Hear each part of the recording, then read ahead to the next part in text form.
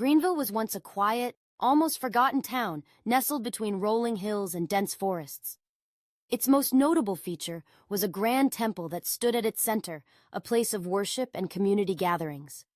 The temple was said to house a statue of immense value, rumored to be made of pure gold, a secret few knew but many speculated about. Life in Greenville was peaceful until a band of ruthless bandits descended upon it, driven by greed and tales of the temple's treasures. They brought chaos and destruction, leaving behind a trail of burning homes and broken lives. The bandits' leader, a man consumed by avarice, was particularly drawn to the legend of the golden statue. With his men, he stormed the temple, his eyes set on the prize. But as he emerged with the statue in hand, the remaining townspeople, armed with whatever they could find, confronted him. Cornered and desperate, he fled to a nearby lighthouse, a relic from a bygone era that loomed over the coast, its light long extinguished. Inside the lighthouse, he felt the weight of his actions. The townspeople, relentless in their pursuit of justice, surrounded the structure. In a moment of fear and desperation, he attempted to bargain, throwing the statue from the lighthouse window, hoping it would appease the angry crowd. But their anger was not so easily quelled. They set the lighthouse ablaze, and as the flames consumed it, the bandit leader vowed revenge with his dying breath. Years passed, and the memory of that dreadful day faded, though the lighthouse remained, standing as a silent sentinel over the town, shrouded in mystery and fear. Strange occurrences began to plague Greenville. At night, eerie sounds echoed from the lighthouse, and shadowy figures were seen prowling its perimeter. People whispered of a ghostly presence, a restless spirit seeking vengeance. Despite these ominous signs, life continued, the townspeople choosing to ignore the lighthouse and its ghostly guardian. A family, new to Greenville, arrived one day, unaware of the town's dark past. They were drawn by the promise of a fresh start and affordable living. Their new home, quaint and charming, sat perilously close to the lighthouse. As they settled in, they noticed the wary glances from their neighbors, the whispered warnings to stay away from the lighthouse. Yet curiosity and a sense of disbelief led them to dismiss these tales as mere superstition. The family consisted of Nate, his niece Jenny, and her younger brother. Nate, a pragmatic man, was not easily swayed by ghost stories. He assured the children that there was nothing to fear, that the lighthouse was just an old abandoned building.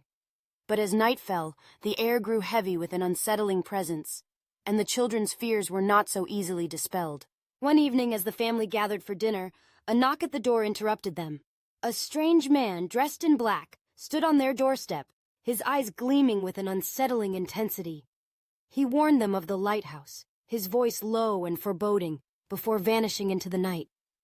The encounter left the family unnerved, and that night, as they lay in bed, the sounds began.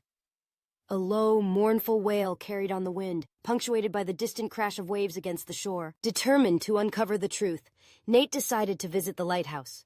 He was a man of logic and reason, and he refused to be swayed by fear. With a flashlight in hand, he made his way through the overgrown path leading to the lighthouse. The structure loomed above him, its silhouette stark against the moonlit sky. As he pushed open the creaking door, a chill ran down his spine. Inside, the air was thick with dust and decay. Nate moved cautiously, the beam of his flashlight cutting through the darkness. He climbed the spiral staircase, each step echoing in the silence. At the top, he found a room filled with old, forgotten relics. It was here, he felt, that the truth lay hidden.